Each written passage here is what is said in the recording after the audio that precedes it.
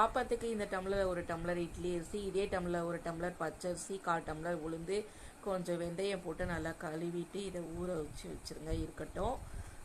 தனியாக ஒரு பாத்திரத்தில் ஒரு பவுல் அவுல் எடுத்து நல்லா கழுவிட்டு இதை தனியாக ஊற வச்சுருங்க. இது ரெண்டையும் ஒரு 6 மணி நேரம் ஃப்ரிட்ஜில் வச்சு ஊற வச்சுருங்க. 6 மணி நேரம் கழிச்சு எடுத்து பார்த்தா பாருங்கள் நல்லா ஊறிடுச்சு. இந்த தண்ணி கூலிங்காக இருக்குது. இதை எடுத்து வச்சுட்டு மிக்சியில் அந்த அரிசியை சேர்த்து இந்த தண்ணியவே தெளித்து அரைச்சிருங்க. பாருங்கள் நல்லா ஆப்பமாவு என்ன மாதிரி திரண்டு வருது பாருங்கள். தண்ணியை ஊற்றிடாதீங்க.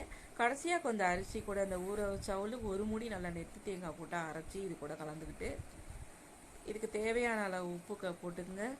கொஞ்சமாக ஆப்ப சோடா மாவு ஒரு பிஞ்சு போட்டு நல்லா கலந்துக்கிட்டு இதை ஒரு 5 ஹவர்ஸ் புளிக்க வச்சுருங்க இருக்கட்டும்.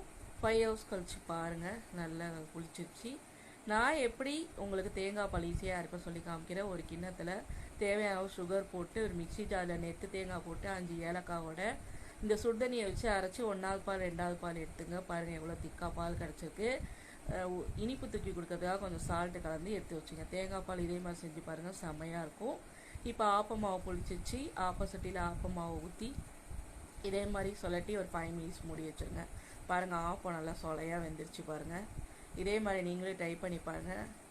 இதுக்கு நான் இன்றைக்கி தேங்காய் பால் தேங்காய் சட்னி ரெடி பண்ணிக்க. நீங்களும் ட்ரை பண்ணி பாருங்கள்.